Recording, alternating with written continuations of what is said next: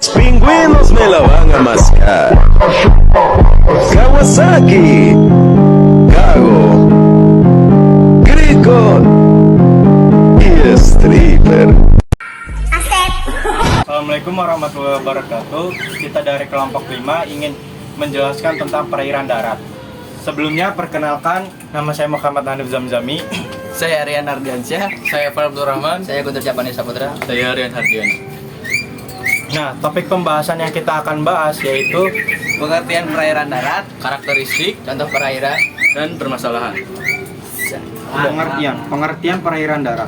Perairan darat adalah sebuah perairan yang ada di darat.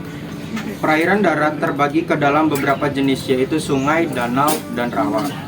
Pada dasarnya, perairan ini banyak dibutuhkan oleh manusia karena airnya yang tawar, berbeda dengan air laut yang mengandung air asin.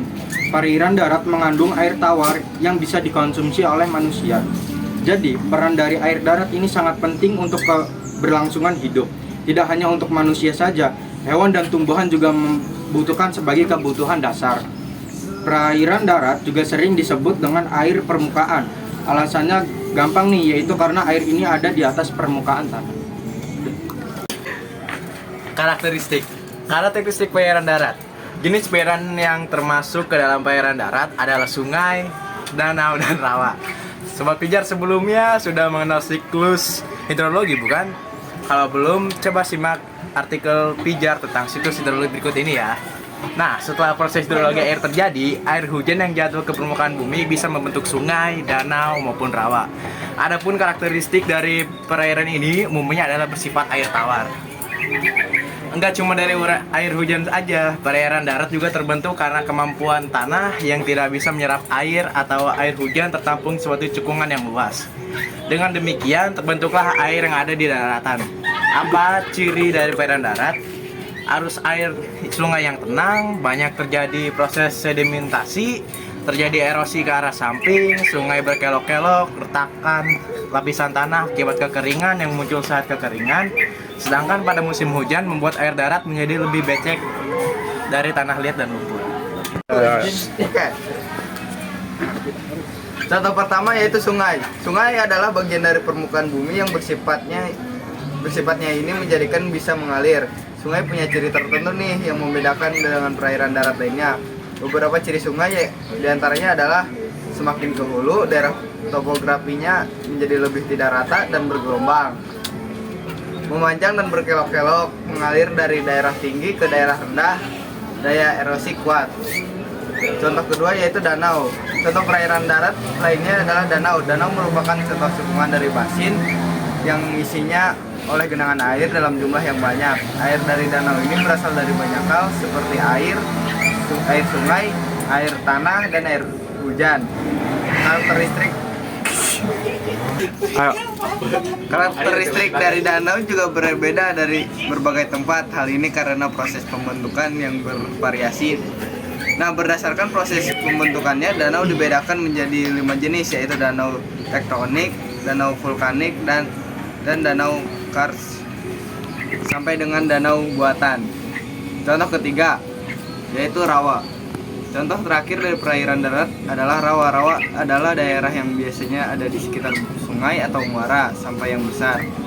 Dicirikan dengan tanahnya yang berlumpur dan punya kadar air yang tinggi. Jenis rawa terbagi menjadi 2, yaitu rawa yang tidak selalu tergenang dan rawa selalu tergenang.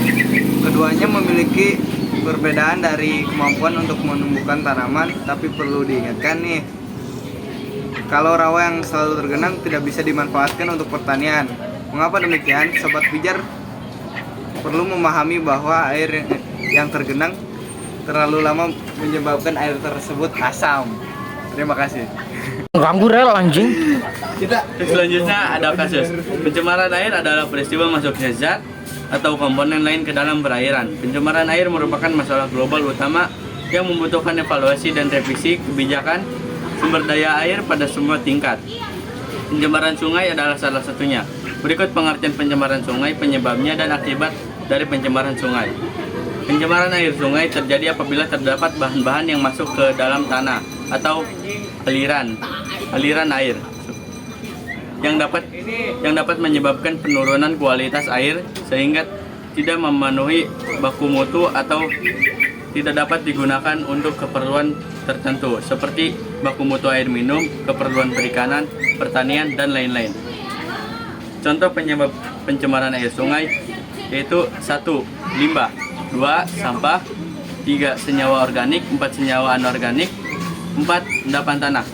Akibat terjadinya pencemaran air sungai: 1. Terjadinya banjir akibat penumpukan sampah di dasar sungai. 2. Timbulnya berbagai penyakit dari mikroba patogen yang berkembang di air sungai tercemar. 3. Berkurangnya ketersediaan air bersih. Nah, sekarang bagian dokumentasi kasus. Foto udara Sungai Hulu walau dipenuhi lumpur setelah terjadinya banjir bandang. Kecamatan Sumaturu, Malaka, Sulawesi Tenggara, Selasa, tanggal 23 bulan Januari 2024. Kesimpulan, pada dasarnya perairan ini banyak dibutuhkan oleh manusia karena airnya yang tawar. Berbeda dengan laut yang mengandung air asin, perairan darat yang mengandung air tawar yang bisa dikonsumsi oleh manusia. Nah, itu dia penjelasan dari kelompok 5 tentang perairan darat. Terima kasih telah menonton dan mohon maaf kalau ada salah kata. Wassalamualaikum warahmatullahi wabarakatuh.